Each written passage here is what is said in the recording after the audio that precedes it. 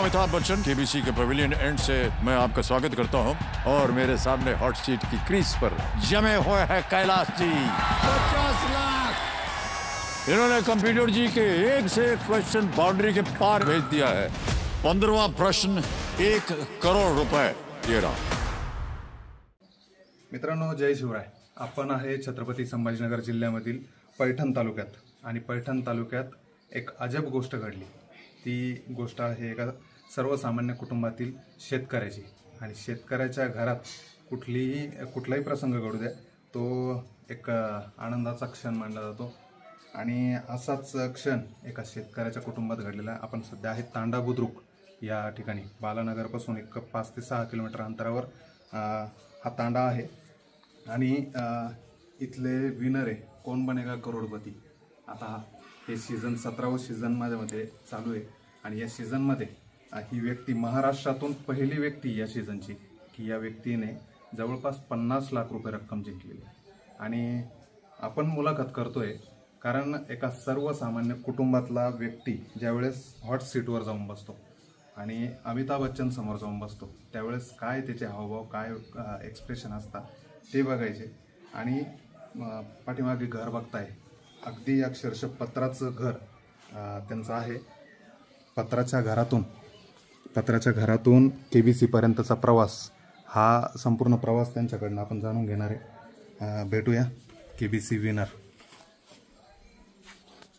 दादा नमस्कार। काय सांगाल, एक वेगळा आनंदाचा क्षण तुमच्या कुटुंबासाठी, तुमचा एकदा परिचय द्या, नाव सांगा। माझं नाव कैलासराम भोकुमतेवर, मुक्काम गाव तांडा, पोस्ट बालानगर, तालुका पैठण, जिल्हा छत्रपती संभाजीनगर। आता साक्षात अमिताभ बच्चन समोर जाऊन बसले, तुम्ही हॉट सीटवर बसले आणि त्या हॉट सीटची मजाच वेगळी, त्याचा अनुभव तुम्ही घेतलेला आहे। काय राहिलं प्रसंग नेमकं, कशी सुरुवात तुमची, काय आता काय करता सध्या तुम्ही, उद्योग व्यवसाय जॉब? मी तसा शेतकरीच आहे, परंतु पूर्णपणे शेतकरी म्हणता येणार नाही कारण अर्धी म्हणजे 2 एकर शेती असल्यामुळे त्यावर उदरनिर्वाह भागत नाही। लोकांची पहिल्यापासून शेती ठोक्यानं बटायनं असंही करत आलेलो आहे। आता ही पाहुण्याच्या वावरात 4 एकरमध्ये डाळिंबाची शेती बटाईनच केलेली आहे, सोबत मजुरीही करतोय, जसं वेळ मिळेल त्याचं काम लागेल तसं, आणि असं करत माझ्या कुटुंबाचं मी उदरनिर्वाह करतो। आता घर बघितलं, तुमचं पत्राचं घर आहे, तुमचं काही हाय एज्युकेशन नाही, 12वी पर्यंत शिक्षण आहे आणि पत्राच्या घरात राहणारा व्यक्ती ज्या वेळेस केबीसी पर्यंत पोहोचतो, कसा प्रवास राहिला, नेमकं कसं सुचलं? कारण त्याच्यासाठी तिथं पोहोचणं म्हणजे फक्त पोहोचणं गरजेचं नाही, त्याच्या पाठीमागे खूप संघर्ष आहे। कशी स्टोरी राहील नेमकं? केबीसीचं जर म्हणाल तर हा जो शो आहे हा जवळपास 2000 सालापासून चालू आहे, म्हणजे मागच्या 25 वर्षापासून चालू आहे। 25 वर्षात हा 17वा सीझन आहे आणि 2017 पासून तो कंटिन्यू येतोय, म्हणजे दरवर्षी येतोय। आणि मी अभ्यासात तसं मुळातच हुशार असल्यामुळे, परंतु शिक्षणात योग्य वेळेस मार्गदर्शन नसल्यामुळे मी फारसं शिक्षणात म्हणजे 12वी नंतर काहीही करू शकलो नाही आणि त्याची थोडीशी खंत होती मनात, परंतु तरीही त्याची खंत न बाळगता, दुःख न करता जीवनात जो येईल तो संघर्ष स्वीकारत गेलो। 12वी नंतर सरळ शेतीत स्वतः झोकून दिलं, मिळेल ते काम केलं, लोकांची जमीन बटाई नाही केली, ओके नाही केली, दुसऱ्या ते कामही केलं। नंतर एक 10 वर्ष आमच्या गावाच्या जरी पोल्ट्रीची कंपनी त्यातही काम केलं, ती काम करत करत शेती केली आणि 2017 पासून जसं माझ्याकडे मोबाईल आला तर त्या मोबाईलमध्ये यूट्यूबवर जास्तीत जास्त मोबाईल जो आहे एकदम छोटा मोबाईल बघा मित्रांनो, कारण त्या छोट्याशा मोबाईलने दादांना आज केबीसी पर्यंत पोहोचवलं आणि खरंच एक आकर्षण म्हणावं लागेल। मोबाईल एकदम छोटा 5000चा सॅमसंगचा 5000चा मोबाईल आहे आणि हा मोबाईल मी 2015ला खरेदी केलेला, म्हणजे जवळपास 10 वर्ष या फोनला झालेली आहेत आणि तेव्हापासून मी हा मोबाईल वापरतोय आणि हाच मोबाईलने मला 5000 मोबाईलने 50 लाखापर्यंत नाही नुसती रक्कमच जिंकून दिली नाही तर अख्ख्या देश पातळीवर मला म्हणजे एक स्टार सेलिब्रिटीच्या रूपात रूपांतरित केलेलं आहे आणि याच्यामुळेच मला म्हणजे आज कोणी जवळून जाऊन न बोलणारेही अगदी आवर्जून फोन करून विचारपूस करतायत, चौकशी करतायत, म्हणजे किती कमालाची गोष्ट आहे मला मोबाईलचीच वाटते। म्हणजे सांगायला आनंद वाटेल की मोबाईलचा वापर हा चुकीच्या पद्धतीने न करता दादाने चांगल्या पद्धतीने वापर केला आणि त्याचा योग्य उपयोग घेत दादा आज त्या केबीसीच्या सीटपर्यंत हॉट सीटपर्यंत पोहोचले. म्हणजे याच्यातून हा पण उपदेश मिळतो की मोबाईलचा वापर चांगल्या गोष्टीसाठी पण होतो. नक्कीच. आणि काय काय घडलं नंतर? तर मग तसं 2017ला ज्यापासून जास्तीत जास्त केबीसीचे जे व्हिडिओ युट्यूबवर बघण्यात आले, कधी कधी समजा ऑनलाईन एकदम लाईव्ह शो बघायला म्हणजे ते कधी असतोय काय असतं तितकंसं माहिती नव्हतं, परंतु युट्यूबवरच बघत चाललो. परंतु असं वाटत होतं की हे एक मनोरंजनासाठी असू शकतंय. कारण केबीसी म्हणजे पैसे तुम्हाला प्रश्न विचारून पैसे कोण देणार आहे असं वाटलं. असं म्हणजे सुरुवातीला असंच वाटत होतं 2-3 वर्ष तर समजा 2017-18, कारण असं वाटत म्हणजे शक्य वाटत नव्हतं ते. परंतु 2018 मध्ये एक आपल्या हिंगोलीचा कंटेस्टंट तिथे गेलेला होता, जो एक साधारण शेतकरी होता. आणि त्यांचा एपिसोड बघण्यात आल्याच्या नंतर असं कुठंतरी वाटलं की आपल्या भागातला माणूस आहे, म्हणजे त्यापासून मला प्रेरणा मिळाली. आणि हा जो रिअल असू शकतो हा शो, आणि निश्चितच ही रक्कम मिळत असेल असं त्यावेळेस खरोखर म्हणजे मला जाणवलं. आणि मग नंतर मी फेसबुकच्या माध्यमातून त्या कंटेस्टंटचं सर्च केलं सर्व, आणि माझ्या नशिबाने मला त्यांचा मोबाईल नंबर मिळाला, जो की आमच्यासाठी म्हणजे मोबाईलवर संपर्क, जसं ईमेल वगैरे हे फारसा मला एवढं जमत नाही, परंतु मोबाईलवर संपर्क करणं, फोनवर बोलणं हे जास्त योग्य वाटतं. आणि त्याचा नंबर मिळाला, त्यांच्याशी बोलणं झालं. मग त्यांनी संपूर्ण मार्गदर्शन केलं, त्यातली रियालिटी ते सगळं काही समजून सांगितलं. आणि मग त्यानंतर माझं आकर्षण त्याच्या प्रती वाढत गेलं, कारण शिक्षणात मी काही करू शकलो नव्हतो, ही खंत मनात होती. आणि अभ्यासात तसा हुशार असल्यामुळे म्हणजे लक्षातही भरपूर राहत होतं. आणि मग मी युट्यूबवर जास्तीत जास्त जनरल बेस व्हिडिओ बघण्याचा मी सुरू केलं.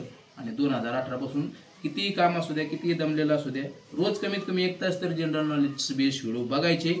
आणि जर वेळ असेल, पाऊस असला तर काम नसतं, त्यावेळेस मात्र मी दिवसभर मी कधी 3-3, 4-4 तास सलग मी त्याच्यावर जनरल नॉलेजचे व्हिडिओ बघायचो, तरी मला कंटाळा कधी आला नाही. आणि मला मग मी 2018 पासून प्रयत्न चालू केले. आणि मला 2025 मध्ये जवळपास 7 वर्षानंतर अगदी भरघोस यश मिळालं, जे माझ्या अपेक्षेच्याही जवळपास चौपट म्हणता येईल इतके पद्धतीने मला यश मिळालं.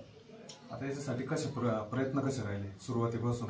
कधी ऑडिशन कधी दिलं आणि कधी सिलेक्शन झालं? तर 2019 या सालाला मी सगळ्यात पहिलं रजिस्ट्रेशन केलं. केबीसीचे एकूण 4 प्रोसेस असतात. सगळ्यात पहिलं रजिस्ट्रेशन, त्यानंतर तुम्हाला कन्फर्मेशन कॉल मिळतो. कन्फर्मेशन कॉलच्या नंतर तिसऱ्या फेरीसाठी परत कॉल येतो, जे की ऑडिशन असतं. ऑडिशनला तुम्हाला त्यांनी नेमलेल्या स्थळी जावं लागतं. तसं लॉकडाऊनच्या वेळेस ते ऑनलाईन होतं, परंतु लॉकडाऊनचा काळ संपल्यानंतर ते परत तुम्हाला जिथं त्यांचे इच्छित स्थळ असतं तिथं त्याच्यासाठी जावं लागते. आणि तिथं ऑडिशनमध्ये एकूण 20 प्रश्नाची टेस्ट घेतली जाते. ती जर तुम्ही पास झाला तर तुम्हाला इंटरव्ह्यूमध्ये प्रवेश मिळतो. आणि इंटरव्ह्यूमध्ये किती तारखेला झालं तुमच्या या सीझनचं? तर ह्या सीझनला समजा 15 एप्रिलला रजिस्ट्रेशन सुरू झालं होतं. रजिस्ट्रेशन मी रोज करत होतो. एकूण 15 प्रश्नाचं रजिस्ट्रेशन 30 एप्रिलपर्यंत रजिस्ट्रेशन होतं. नंतर मला कन्फर्मेशन कॉल 16 मेला मिळाला. त्यानंतर कन्फर्मेशन कॉल झाल्याच्या नंतर ऑडिशनसाठी 20 मेला कॉल आला. आणि माझं ऑडिशन 25 मेला मुंबईला होतं, जे मी 25 मेला मुंबईला जाऊन दिलं. आणि ऑडिशनमध्ये जनरल नॉलेजची टेस्ट पास केली आणि इंटरव्ह्यूमध्ये नंबर मिळाला. आणि हे इंटरव्ह्यू आणि ऑडिशन दोन्ही माझं 25 मेलाच मुंबईला झालं. आणि त्यानंतर मला 8 सप्टेंबरला फास्टेस्ट फिंगर्स फर्स्टसाठी कॉल आला. आणि त्यानंतर माझं पुढची प्रोसेस 16-17 तारखेला माझं शूटिंग झालं. आणि माझा दुसऱ्याच प्रयत्नात हॉटसीटवर नंबर लागला 16-17 ऑक्टोबर 16-17 सप्टेंबरला. आणि 2च दिवस शूट चाललं. तसं शूट ते एक 4 दिवसात शूट असते, परंतु 4 दिवसासाठी ते जसं 1 आठवडा थांबावं लागतं, कारण मध्ये रेस्ट घ्यावा लागतोय. परंतु माझा दुसराच नंबर लागलेला असल्यामुळे माझं 2 दिवसातच शूट संपलो. आणि त्यामुळे मग मला 18 तारखेला मी परत आलो. ज्यावेळेस सिलेक्शन झालं त्यावेळेस काय झालं नेमकं? स्टोरी कशी क्रिएट झाली? तुम्हाला तिथं कसं बोलवलं गेलं? कसा प्रवास झाला? तिथली राहण्याची व्यवस्था, खाण्याची व्यवस्था? स्टोरी म्हणजे असं ज्यावेळेस कॉल आला त्यावेळेस मला प्रचंड आनंद झाला. आणि मी संभाजीनगरहून घरी येत होतो, एकटाच होतो, त्यामुळे एकदम जसं किंकळ ढोकून येतो. संभाजीनगरहून शहरातून घरी येत होतो. आणि रस्त्यानाच कॉल आल्यामुळे मी एकटाच असल्यामुळे अगदी मनसोक्त किंकळी ठोकून मी आनंद व्यक्त केला. आणि त्यानंतर त्यांनी सगळी प्रोसेस फोनवर समजून सांगितली, काय काय करायचंय, कसं कसं असतंय. तिकीटही त्यांनी ऑनलाईन पाठवून दिलं. आपल्या घरचे बॅकग्राऊंडचे सगळे व्हिडिओ शूट करण्यासाठी 12-13 तारखेला ते 2 दिवस गावातही त्यांची टीम आलेली होती. आणि त्यानंतर 15 तारखेला माझं इथून तिकीट होतं संभाजीनगरहून. गावाला माहिती झालं होतं ज्यावेळेस ती टीम आली तर गावांनी त्या सगळी काही चौकशी केली, परंतु गावाला वाटलं असेल काही काय होणार असून असं म्हणजे गावाची प्रतिक्रिया. आणि इतकं पुढे जाईल असं कोणाला वाटलं नव्हतं. नाही, मला स्वतःला एवढी गॅरंटी होती की मी इतके पुढे जाऊ शकेल म्हणून. फास्टेस्ट फिंगर्स पासून धुवून आपल्याला हॉटसीट पर्यंत चान्स मिळतोय की नाही मिळतोय याची गॅरंटी नव्हती. त्यामुळे मी फारसा काही आत्मविश्वासाने गावाला सांगू शकत नव्हतो की असं झालंय. परंतु ती मला माहिती झालं होतं सगळ्याला. आणि बरेचसे जे माझे मित्रमंडळी होती, जे माझे समावेश होते, त्यांना माहित होते की हा हुशार आहे, निश्चितच काहीतरी करील. परंतु त्यांनाही असं अपेक्षा नव्हती की इथपर्यंत जाईल. त्यांनाही असं वाटत होतं 12-12.5 लाखापर्यंत पोहोचू शकेल, 10-12 लाख, 7.5 लाख, 12पर्यंत, म्हणजे 11-12 प्रश्नपर्यंत जाऊ शकेल असं त्यांना वाटलं होतं. परंतु अपेक्षेपेक्षा खूपच जास्त मिळाले, तर त्याचा निश्चितच खूप आनंद आहे. आता माध्यम भरपूर आहे, पैसे म्हणजे आता जसं KBC मध्ये तुम्ही गेले तसं ड्रीम 11 एक ऑप्शन आहे. आपण बघतो ड्रीम 11 मध्ये यावेळेस भरपूर लोकांनी पैसे जिंकले. ते ऑप्शन का नाही निवडलं? तुम्हाला क्रिकेटचा इंटरेस्ट जास्त आहे, क्रिकेटमध्ये मॅचमध्ये, मग त्याकडे का नाही वळाल तुम्ही? जे बाकीचे सगळे जे प्लॅटफॉर्म आहेत ऑनलाईनचे, तसं तर ते जे ड्रीम 11 आहे, तुमची रम्मी सर्कल आहे, हे जे कोणते ऑनलाईन गेमिंग, हे 100% जुगार आहेत असं मला वाटतंय. आणि आहेतच याबद्दल माझं मत तर कन्फर्म आहे. आणि ते शासनाने आता जाहीर केलंय, कारण आताच GR काढलेलं आहे मागच्या महिन्यात की हे पूर्ण याच्यावर बंदी घालण्यातच आलेली. परंतु KBC मात्र त्या कोणत्याही टाईपचा नाही, कारण तो फक्त आपल्या ज्ञानावर असलेला शो आहे. आणि तिथं तुम्हाला जाण्यासाठी एकही रुपयाची गरज पडत नाही. ज्यावेळेस फक्त तुम्हाला ऑडिशनला इच्छितस्थळी जावं लागते, तेवढाच ऑडिशनचा तुमचा काय जाण्या येण्याचा खर्च असेल किंवा तुमच्या राहण्याची व्यवस्था त्या ऑडिशनच्या वेळेस तोच तुम्हाला करावा लागतो. नाही तर फास्टेस्ट फिंगर्स पासला कॉल मिळाला तर तो ते तुम्हाला एकही रुपया खर्च करण्याची गरज नाही. राहण्याची, जाण्याची, खाण्याची सगळी व्यवस्था त्यांची असते. आणि बाकी कोणत्याही फेरीला त्यांना म्हणजे एकही रुपया ती कधीही मागणी करत नाही. जर कोणी तुम्हाला त्या पद्धतीने जर मागणी केली तर हा KBCचा कॉल नाही, हे तुम्ही समजून जा, हे फ्रॉड आहे हे समजून जा तुम्ही. कारण लॉटरी किंवा पैशाची मागणी, मी तुला 5 दे, 10,000 दे, मी तुला KBCत नंबर लावतो, हे शक्य नाही, ही त्यांची पॉलिसीच नाही. त्यामुळे फक्त तुम्ही मेहनतीच्या जोरावर, आणि मेहनतीला थोडं लकही लागते, म्हणजे लक 70%, 30% आणि मेहनत 70% या पद्धतीनंच. आणि कोणताही मेहनत आणि नशीब जेव्हा दोघाचा मिलाप होतोय त्याच वेळेस यश मिळतंय. तोपर्यंत मात्र आपल्याला प्रयत्न करत राहावं लागतो. आणि आपण इथंच फसतोय की आपण प्रयत्न मध्ये सोडून देतोय, त्यामुळे यश फुलकावणी देतोय. आता तुम्ही जर 2019 पासून प्रयत्न करत होते, आता या 5 ते 6 वर्षामध्ये तुम्हाला ते यश कुठेतरी प्राप्त झालं. घरात किती लोक आहेत? घरात आई, वडील, पती पत्नी आणि 2 मुलं आहेत. घरामध्ये करते तुम्हीच, आणि त्याच्यामुळे काय निर्णय घ्यायचा तो तुम्हालाच वैयक्तिक घ्यायचा होता. बिलकुल मलाच. आता या KBC मध्ये तुम्हाला इंटरेस्ट होता, पण घरच्या मिसेसला, ताईला होता का इंटरेस्ट? इंटरेस्ट म्हणजे तिला फारसा त्यातला काही म्हणजे समजत नव्हतं. इंटरेस्ट त्याला तितका नव्हता, परंतु तिने कधी विरोधही केला नाही. मी अभ्यास करत होतो तर तिने मला म्हणजे डिस्टर्ब केलं नाही, अभ्यासही करू दिला. कधी काही टोमणे वगैरे काही मारले नाही. परंतु तिला समजा एकूण वाटत असेल त्याच्या चेहऱ्यावरून होऊन असं वाटायचं की आधी म्हणजे हा काय आणखीनच दुसरं, म्हणजे आधी क्रिकेटच्या नादी लागून वाया गेला, आणि आताही मोबाईल मध्ये टाइमपास करतोय, काय पाहतोय काय नाही तेही समजत नाही, आणि काय याचा काय फायदा होणार आपल्याला. परंतु मी काम वगैरे काही म्हणजे सोडत नव्हतो, कामही करून सगळं करतो, त्याच्यामुळे त्याची काही फारशी तक्रार येत नव्हती. त्यामुळे मला त्याचाही म्हणजे वातावरण शांत होतं, त्याच्यामुळे त्याचाही खूप फायदा. हॉट सीटवर ज्यावेळेस तुम्हाला वाटलं, ते एक स्वप्न वाटलं असेल की आपण खरंच हॉट सीटवर बसतोय आणि समोर अमिताभ बच्चन, काय कसा प्रसंग होता त्यावेळेस? हॉट सीटवर ज्यावेळेस निवड झाली त्यावेळेस माझा आनंद तर गगनातच नव्हता. सगळ्यात पहिले 2 हात वर करून गणपतीचं नेमकं सीझन संपलेला असल्यामुळे गणपती बाप्पा मोरे अशी मोठ्या आवाजात किंकाळी ठोकली, आणि हॉट सीटवर पहिले अमिताभ बच्चन सरांच्या पायाला स्पर्श करून हॉट सीटकडे गेलो. तिथं बसल्यानंतर ते खरोखरच हॉट का म्हणतात त्याला, त्याचा अनुभव आला. परंतु तरी समजा कारण 5-6-7 वर्षाची मेहनत होती, आणि माझ्याकडे गमावण्यासारखं काही नाही असं मला वाटत होतं. कारण असंही समजा मजुरीचंच काम करतोय, शेतीचंच काम करतोय, तर कोण आपल्याला आपली दखल कोण घेणार अशी परिस्थिती होती. त्यामुळे काय हे आपल्याला काहीतरी मिळवायचंय असं एक त्याची संधी म्हणून त्याकडे बघितलं.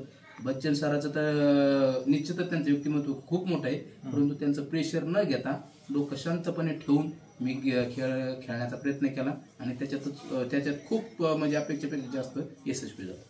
किती रक्कम मिळाली तुम्हाला? एकूण म्हणजे 50 लाखाची रक्कम मी जिंकलेली आहे. त्याबरोबर 2 मोटरसायकली आहेत, एक म्हणजे हिरो एक्स्ट्रीम आणि एक स्कूटर, जी 13वा प्रश्न जिंकल्यानंतर मिळते अशा पद्धतीने आता हे सगळं कधी मिळणार तुम्हाला?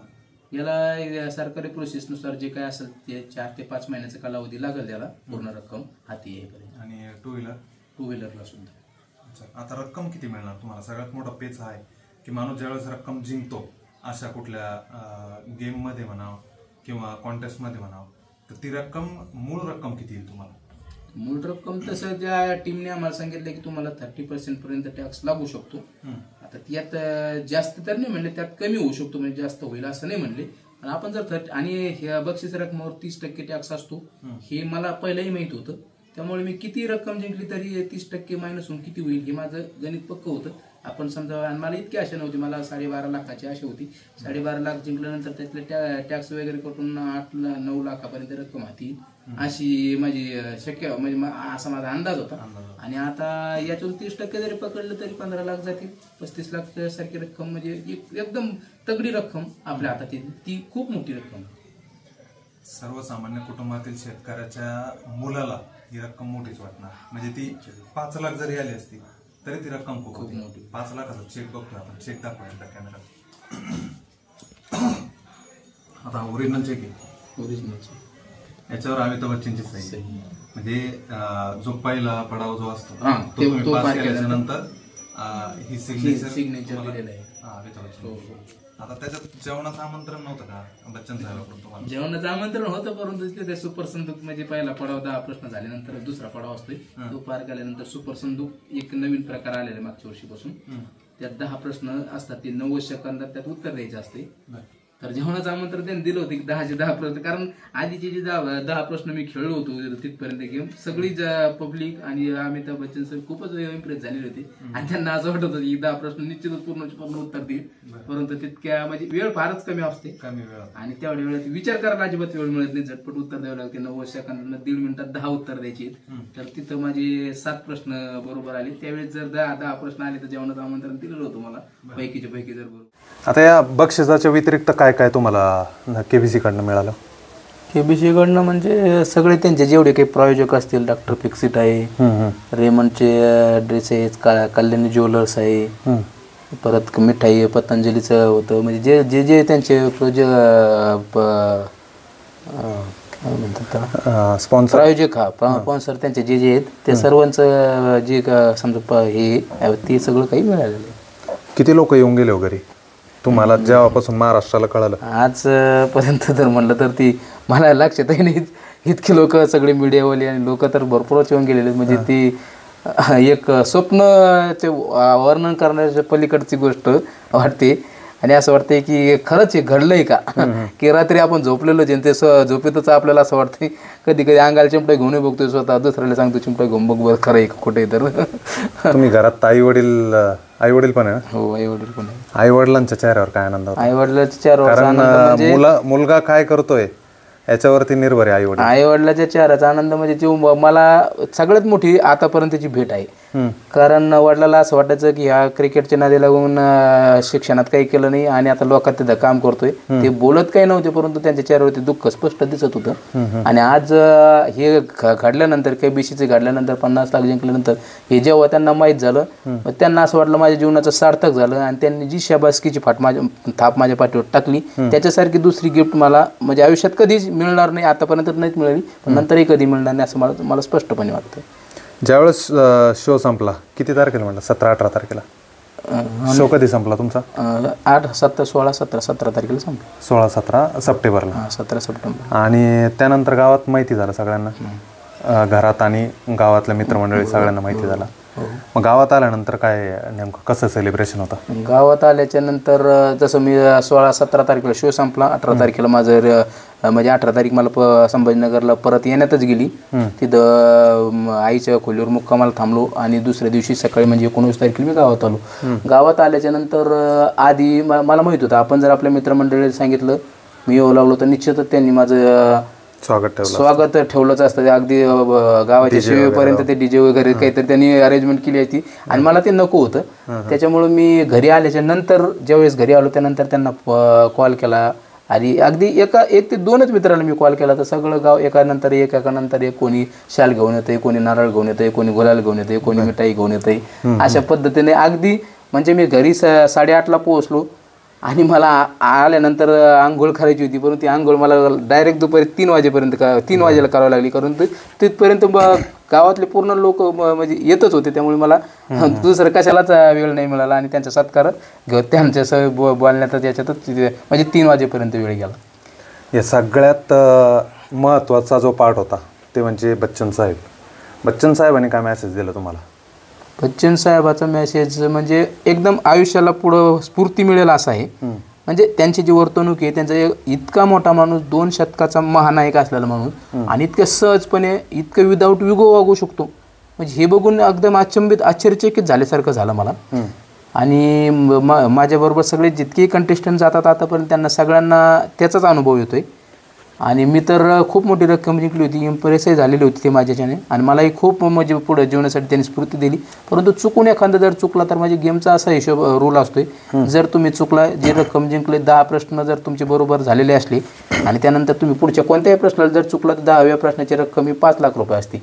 आणि जर पुढे कोणत्याही प्रश्नाचं उत्तर तुमचं चुकलं तर तुम्ही थेट 5 लाखावर येऊन पडताय. जर कदाचित असं कोणत्या कंटेस्टंट सोबत झालेलं असलं तर ते पुढच्या आयुष्यात नाउमेद होऊ नये असं जे त्यांना भाषण देतात, असे जे ज्या संदर्भात ते टिप्स देतात, तर ती टिप्स ऐकून चुकल्याच्या नंतरही तो कंटेस्टंट आयुष्यभर कधी उमेद होणार नाही अशा पद्धतीने त्यांना प्रोत्साहन देत आहे. आणि मी तर जिंकलेलोच होतो, त्यामुळे मला जे प्रोत्साहन मिळालं ते म्हणजे आता इथून पुढच्या जीवनासाठी एक गोष्टच राहणार आहे माझ्यासाठी. आता या सीझनचा पहिली व्यक्ती तुम्ही की 50 लाख रुपये जिंकलेली, का अजून कोणी आहे? या अगोदर एक जण झालेला आहे करोडपती आणि मी दुसरा एक समजा 50 लाख जिंकले. आता याच्यातून हे सिद्ध केलं तुम्ही की महाराष्ट्रात टॅलेंटची कमी नाही आहे. आणि सगळ्यात महत्त्वाचं 12वी पास झालेले काय ना? 12वी पास आहे ना? 12वी पास मित्रांनो, 12वी पास व्यक्ती ज्यावेळेस KBCच्या हॉट सीटवर बसतो, याच्यातून महाराष्ट्र ही काय घडवती हे सिद्ध होतं आणि तुम्ही ते करून दाखवलेलं आहे. ताईंची मुलाखत घेऊ. ताईंना माहिती आहे, इकडे घ्या कॅमेरा. ताई नमस्कार. हे माहिती असू द्या हातात ठेवलं. आता नमस्कार पहिले आणि अभिनंदन. मित्रांनो, सर्वसामान्य कुटुंबातले पती पत्नी आणि ताईंच्या चेहऱ्यावर आजही तीच मासूमी येते, म्हणजे जी पैसे जिंकण्याच्या अगोदर होती. काही काही लोकांना पैसे जिंकल्यावर वेगळा कॉन्फिडन्स असतो. ताई काय सांगाल, तुमचे पती तिथपर्यंत पोहोचतील असं वाटलं होतं का? असं वाटलं नव्हतं इथपर्यंत पोहोचते, कारण की म्हणजे त्यांचे खूप दिवसाचे प्रयत्न होते, करत होते, काम करीत करीत हे करणं म्हणजे आपल्यासारख्या सामान्य माणसाला खूप याची गोष्ट ही. आणि कॉल आल्याच्या नंतर त्यांना खूप आनंद झाला आणि तिथे गेल्याच्या नंतर तर खूपच झाला, कारण की बच्चन सरांना भेटले, तिथं गेले राहून आल्याच्या नंतर. आणि एवढी रक्कम जितल्याच्या नंतर त्यांना तर म्हणजे खूप असं हे वाटलं की रक्कम जितेल म्हणून त्यांना वाटलं बी नव्हतं की 10-12 लाख पर्यंत जातील म्हणून. एवढी रक्कम जितल्याच्या नंतर म्हणजे ते स्वप्नासारखंच वाटलं की एवढी रक्कम भेटेल का म्हणून. आता इतका मोठा कॉन्टेस्ट होत होता आणि तुम्हाला असं वाटलं नाही की आपण आपल्या नवऱ्यासोबत तिथं जावं त्या इतक्या मोठ्या शोमध्ये? तुम्हाला इन्व्हाइट नव्हतं केलं त्या लोकांनी? नाही, त्यांना केलता फोन म्हणजे या म्हणून तुम्ही समजा सोबत, पण इथं सासरे म्हणजे माझे सासरे एकलेच होते आणि घरची सोयही नव्हती. तुम्हाला गॅरंटी नव्हती की? नाही, गॅरंटी नव्हते, म्हणजे ते हुशार आहे त्याची गॅरंटी होती, म्हणजे आता इथपर्यंत मजल मारते म्हणून त्याचं समजा असं हे नव्हतं इथपर्यंत जातील म्हणून. म्हणजे त्यांचे कष्ट खूप इतके दिवसाचे होते, त्याला यश आलं, हेच खूप मोठी हे झालं. आता काय करणार पैशाचं? म्हणजे पैशाचं मुलाच्या पैसे येतील 4-5 महिन्यानंतर पैसे येतील, मुलाच्या शिक्षणासाठी वापरणार ते पैसे. मुलांच्या शिक्षणात किती मुलं? जे आपण कष्ट करतो म्हणजे आम्ही मोलमंजुरीच करतो, कारण की आम्ही जे स्वप्न मुलांसाठी बघतो त्यांचे खूप स्वप्न हे समजा काही करायचे, तर अशी अपेक्षा आहे की. मुलं किती मुलं आहे? 2 मुलं. 2 मुलं? मुलगी? मुलंच आहे. किती वर्षाचे? मोठा मुलगा 11वीला आहे, लहान 8वीला आहे. म्हणजे लाखात रक्कम कळती बा त्यांना, त्याच्यामुळे त्यांना माहिती त्या लाखात आलेल्या रकमेचं करायचं काय. हो, म्हणजे इतके पैसे म्हणजे लाख ते 1.5 लाख असे पाहण्यात आले, म्हणजे एवढी रक्कम पहिली वेळेसच ऐकण्यात आली ना. कारण की मोलमंजुरी करतो, आठवड्याची रक्कम आम्हाला हप्त्याची समजा 1000-1500 रुपये मंजुरी असते आमची, तेवढेच आमच्यासाठी म्हणजे खूप वाटते ना. कुठलं माहेर तुमचं? माझं माहेर जालन्याकडे, शेवली. तुमच्या माहेर मधून तुमच्या घरातून कोणाचे फोन वगैरे भेटायला आले? नातेवाईक आले होते, भाऊन ते आले होते. अच्छा, येऊन गेले. हो. वेगळा आनंद आहे कारण जावई लाडाचा जावई झाला आता जावईने इतकी मोठी रक्कम जिंकली आणि खरं टॅलेंट तुमचं बघितलं तर 12वी पास आहे आणि खरं टॅलेंट हे तिथपर्यंत पोहोचणे तर त्यांनी करून दाखवलं. हो म्हणजे शेती करीतच करणे कारण की आमची शेती 2 एकर असल्यामुळं आम्हाला मोलमजुरी करावं लागते कारण की घरातले प्रमुख तेच करणार आहेत म्हणजे काही जर करायचं असलं त्यांनाच करावं लागतं. कोण्याही गोष्टीकडे दुर्लक्ष न करता त्यानं ते पण अभ्यास केला असं म्हणजे खूप अभिमान वाटतो. ज्यावेळेस शो आला टीव्हीवरती तुम्ही बघितलं तो पूर्ण? म्हणजे पूर्ण नाही बघितलं अजून कारण की अजून बघितलं नाही पूर्ण? नाही म्हणजे थोडं आता काय हिरो समोर तुमच्या घरात बसलेला आहे तुम्ही शो बघितला नाही बघितलं तर म्हणजे काय आमची देवीचा नवरात्राचा कार्यक्रम चालू होता ना मग त्याच्यामुळे काही बघण्यात आला असं बघितलं समजा थोडाफार. देवाला साकडं घातलं आणि पती त्या ठिकाणी विजयी झाले. हो देवीचंच म्हणावं लागेल ते. नक्कीच दादांकडे द्या माईक. जाता जाता दादा नेमकं काय करणार पैशाचं? इतकी मोठी रक्कम तुम्ही आजपर्यंत बघितली? इतकी मोठी रक्कम कधीही बघितली नाही कारण मजुरी आणि शेतीचं उत्पन्न जरी पकडलं तर 1.5-1.5 लाखाच्या काय आता शेतात कापूस आणि तूर हे आहे आणि डाळिंबाची बटाईने केलेली त्याचं अजून फळ पुढच्या वर्षी पहिलं म्हणजे पाणी आणि शेतात पाणीही खूप साचलेलं आहे परंतु म्हणजे विहीर बोर काही आहे का? विहीर आहे परंतु ती जी विहीर आहे ती जिरायतीच आहे कारण त्या जानेवारीपर्यंत जास्तीत जास्त पाणी पुरतं त्यानंतर अगदी जानेवारीपासून जो पुढच्या वर्षीचा पाऊस पडेपर्यंत पाणी काही पुरत नाही विहिरीला त्यामुळे ती एक जिरायतीच कारण फक्त हंगामी पिकं त्यात घेता येते तर मग ती जिरायतीच घाटात मोडती विहीर जरी असली तरी त्यामुळे फारसा त्याचा काही फायदा होत नाही अशा प्रकारची विहीर आहे. आता हे काय काय थोडक्यात सांगा ना हे कधी मिळालं तुम्हाला? हे सगळं हे बच्चन सराच्या हस्ते मिळालेलं आहे आणि म्हणजे हे जे छोटे छोटे जे इनाम असतात ते ताबडतोब तिथं उपलब्ध असतात अवेलेबल असतात त्यामुळे प्रश्नावली चालू असते त्याच वेळेस नाही आपला गेम संपल्याच्या नंतर आपल्याला निरोप देताना हे सगळं बक्षीस त्यांना फोटोशूट करून सगळं देऊन टाकतात ते जे आपण आणू शकतोय बा आपल्याला. हे गोल्डन बटन आहे का? हो ते गोल्ड हे जे कल्याण ज्वेलर्सचं ते कॉईन आहे कल्याण ज्वेलर्सचं जे त्यांचं प्रायोजक आहे त्याचं कॉईन आहे ते. कोण बने करोडपतीमध्ये दादांनी विन केलेल्या गोष्टी याच्यात 999 गोल्ड फायनान्स आणि 2 ग्रॅमचं 2 ग्रॅमचं इंटरनॅशनल आणि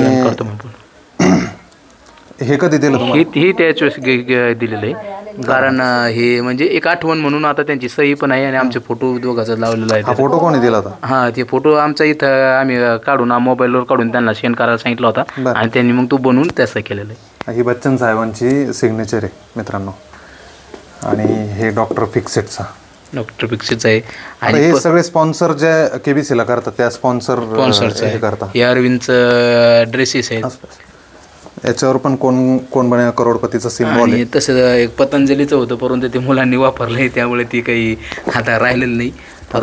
याच्यात काय ड्रेस? हे ड्रेसेस आहे ते अरविंदचं. हा चेक आहे 5 लाखाचा ड्रेसमध्ये म्हणजे पॅन्ट कापड आणि शर्ट कापड 2-3 ड्रेस शिवले जातील तुमचे एवढं कापड त्यांनी दिलं तुम्हाला. आता याच्या व्यतिरिक्त काय अजून बाकी काही नाही ना? नाही मग 2 मोटरसायकल आहेत ते पण समजा 3-4 महिने आणि गोवर्धन घे याचं 2 साल जितका लाग 2 वर्षासाठी ते कसं देणार बरं? ते तो एक संभ्रम क्लिअर करा. तो म्हणजे आता ते आम्हाला फारशी त्याची माहिती नाही समजा कसं देणार आहेत परंतु ते एक जसं पकडलं सांगता की 2 वर्षाचं गोवर्धन घे तुम्हाला फ्री भेटेल. तर आपल्या कुटुंबाचे सगळे डिटेल घेतलेली असते ती. आता किती कुटुंबाला किती लागते त्यांचा काही असं अंदाज पण माझा असा अंदाज आहे की प्रत्येक महिन्याला 1 किलोचा एक डब्बा अशा हिशोबाने समजा 2 वर्षाचं म्हणजे 24 डबे आपल्याला ते देत असतील. अच्छा. आणि हे जे आता जी अमाऊंट येणार आहे किंवा ज्या 2 व्हीलर येणार आहे याच्यासाठी तुम्ही काय काय प्रयत्न म्हणजे काय काय फील केलेलं आहे? त्यांना काय काय डॉक्युमेंट दिले? यांना आपलं पॅन कार्ड आधार कार्ड पासपोर्ट फोटो बँकेचे डिटेल अकाउंट बँक अकाउंट वगैरे हे त्यांच्याकडे सपोर्ट केलेले आपले ईमेल ID आणि एक शो प्रसारित झाल्याच्या नंतर 1.5 महिन्या म्हणजे 40 ते 45 दिवसामध्ये तुम्हाला आपल्या ईमेल ID वर ईमेल येतोय. ईमेलमध्ये ती आपली जी रक्कम जिंकलेली जी काही आपलं विनिंग झालेली आहे त्याची पूर्ण डिटेल आपल्याला त्यात देणार आहेत. आपण ते चेक करायचं आणि सही आपले सिग्नेचर करून परत ईमेलद्वारे त्यांच्याकडे ते पाठवायचं आहे आणि त्यानंतर आपण ज्यावेळेस ती सगळं त्यांना परत सेंड करू ते सेंड केल्याच्या नंतर जवळपास 60 बँकिंग वर्किंग दिवसामध्ये त्यानंतर कधीही पैसे आपल्या खात्यावर जमा हे होऊ सगळं गाईडलाईन्स तुम्हाला तिथं शकतात. सगळं आमच्या त्या केबीसीच्या टीमने तिथं म्हणजे अगदी जे कंटेस्टंट आलेले त्यांना ती पारदर्शकपणे पेमेंट तुम्हाला ते पोहोचवतं. खूपच पारदर्शक आणि ती जी टीम आहे खूपच ऑनरेबल टीम आहे. म्हणजे अगदी कोणाला इतकासाही त्रास होणार नाही याची ती म्हणजे आपल्या काय म्हणते जसं आई लेकराची काळजी घेते तसे त्या सगळ्या कंटेस्टंटच्या सोबत जे सहकारी असतात त्यांच्या सगळ्याची तितकी काळजी घेतात ते. 50 लाखाचा प्रश्न कोणता होता? 50 लाखाचा प्रश्न हा क्रिकेटच्या संदर्भात होता की आंतरराष्ट्रीय वन डे क्रिकेटमध्ये भारताचा असा पहिला खेळाडू कोणता की त्याने पहिला बॉल टाकला आंतरराष्ट्रीय वन डेमध्ये आणि त्यावर विकेट घेतली असा खेळाडू म्हणतात. कोण होता असा प्रश्न होता. त्या प्रश्नाचं उत्तर होतं सदागोपन रमेश. अच्छा, याची माहिती होती तुम्हाला? हो, याची पूर्ण माहिती लाईफलाईन घेतली नाही. या प्रश्नाची मला पूर्ण माहिती होती कारण क्रिकेटमध्ये मी स्वतःला असं वाटतं की मी क्रिकेटचा किडा आहे का असं मी स्वतःला समजतोय. कारण क्रिकेट आणि हा प्रश्नाचं उत्तर तर मला आलं नसतं किंवा लाईफलाईन घ्यावं लागली असती तर आईवडिलांनी तर मग मला फटकेलं असतं धरून. कारण ज्यासाठी जिंदगी तू वाटोळं केलंय गाववाल्याला तसं वाटतं क्रिकेटसाठी तर एवढं वाया गेलाय आणि क्रिकेटचा प्रश्न तुला येत नाही मग तू करतोय काय मग. किती लाईफलाईन वापरलं तुम्ही 50 लाखापर्यंत? 50 तशा लाईफलाईन आधी 3 लाईफलाईन आपल्याला उपलब्ध असतात. अच्छा. पहिले 10 प्रश्न झाल्याच्या नंतर एक सुपर संदूक म्हणून 10 प्रश्न जे आपल्या 90 सेकंदात असं एकदम एकामागे एकूण एकच असतात. ही एक स्टेप असती आणि आपण जर 10 प्रश्नासाठी आधी लाईफलाईन जर वापरलेली असली तर मग आपण समजा कमीत कमी 5 प्रश्नात जर त्या सुपर संदूकमध्ये उत्तर दिलेले असले तर 5 प्रश्नात दिलेला आपल्याला अधिकार मिळतो की आपल्याला कोणतीही एक लाईफलाईन जर आपण समजा 3 वापरलेल्या असल्या तरी किंवा 1 वापरली असली तरी बी किंवा 2 वापरले असले तरी पण जितक्या लाईफलाईन वापरल्या किंवा 1 जरी वापरली असली तर आपल्याला आपल्या मर्जीने जर आपल्याला करायची असली तर आपण ती लाईफलाईन पुन्हा जिवंत करू शकतोय असं आपल्याला अधिकार मिळतो. परंतु त्यासाठी कमीत कमी 5 प्रश्नाचे उत्तर त्या सुपर संदूकमधले बरोबर यावे लागतात. आणि मी 7 प्रश्नाची उत्तर दिली होती आणि 9व्या प्रश्नाला माझी ऑडियन्स पोल म्हणजे तिथलं जी जनता असते त्यांचं मत घेऊन उत्तर दिलं जाते. ही एक लाईफलाईन मी 9व्या प्रश्नाला वापरली होती. ती लाईफलाईन मग मी जिवंत केली माझ्या सुपर संदूक नंतर आणि मग माझ्याकडे 10 प्रश्न झाल्याच नंतर 3 लाईफलाईन शिल्लक होत्या. त्यानंतर मला 12व्या प्रश्नासाठी परत एकदा ऑडियन्स पोल ही लाईफलाईन घ्यावी लागली 12.5 लाखाच्या प्रश्नासाठी. त्यानंतर मी 25 लाखाचा आणि 50 लाखाचा प्रश्न स्वतःच्या ज्ञानावर त्याला मी लाईफलाईन वापरली नाही आणि 1 कोटीच्या प्रश्नासाठी मी राहिलेल्या दोन्ही लाईफलाईन जी 50-50 आणि संकेत सूचक अशा 2 लाईफलाईन होत्या त्याचा वापर केला. परंतु तरीही तो 1 कोटीचा प्रश्न मला क्लिअर झाला नाही आणि रिस्क खूप मोठी होती. कारण 50 काय होता तो? तो प्रश्न होता की राष्ट्रपती भवनावर अशी शिलालेखाची आकृती कोरलेली ती कोणाच्याला समर्पित होती, कोणत्या लेखकाला समर्पित होती असा तो प्रश्न होता आणि त्याचं उत्तर विल्यम कॅक्स्टन असं होतं. आणि परंतु ती कधीही मी ऐकलं नव्हतं. त्याबरोबर जे मी असं काहीतरी एक ऑप्शन होतं तीही मी कधी वाचलं नव्हतं आणि जे 2 ऑप्शन होते ती मी थोडीशी माझ्या वाचण्यात बघण्यात आली होती परंतु ती कशाच्या संदर्भात होती काय होती हे त्यावेळेस लक्षात येईना. आणि मग ज्यावेळेस मी आधी संकेत सूचक ही लाईफलाईन घेतली त्यामध्ये मला हिंट मिळाली की जो कोणी असेल त्यांनी समजा ब्रिटिशमध्ये इंग्लंड लंडनमध्ये एक प्रिंटिंग प्रेसची स्थापना केली अशी मला हिंट मिळाली परंतु तरी मला ते माहिती नव्हतं. आणि त्याच्यानंतर मग 50-50 ही म्हणजे 2 चुकीचे पर्याय त्याच्यातून चूक आऊट होतात अशी ती लाईफलाईन आहे तिचा वापर केला. परंतु त्या लाईनमध्ये मी जे ऑप्शन माझ्या वाचण्यात आले होते तेच गायब झाले आणि मग मला म्हणजे काहीही खात्री नव्हती त्या प्रश्नाची. आणि मग म्हणजे मी जर 50 लाख जिंकलेली होती जर माझं उत्तर चुकीचं झालं असतं तर मी 5 लाखावर पडलो असतो असा त्या गेमचा नियम आहे निगेटिव्ह मार्किंग असल्यासारखा प्रकार. आणि मग त्यामुळे मग मी रिस्क न घेता गेम सोडण्याचा निर्णय घेतला आणि मग मी गेम सोडला. नक्कीच एक प्रेरणादायी प्रवास आहे आणि 40 वर्ष वय दादांचं. तर दादा तुमच्या टॅलेंटला खूप महत्त्व आहे कारण की महाराष्ट्राचं नाव आज मोठं केलं आणि विशेष मराठवाड्याचं छत्रपती संभाजीनगर जिल्ह्याचं आणि त्यातल्या त्यात तुमच्या पैठण तालुक्याचं जी संतांची भूमी आहे या संतांच्या भूमीचं तुम्ही नाव हे महाराष्ट्रभर आणि जगभर पोहोचवलं. तुमचं धन्यवाद आणि तुमच्या संपूर्ण कुटुंबाचं धन्यवाद.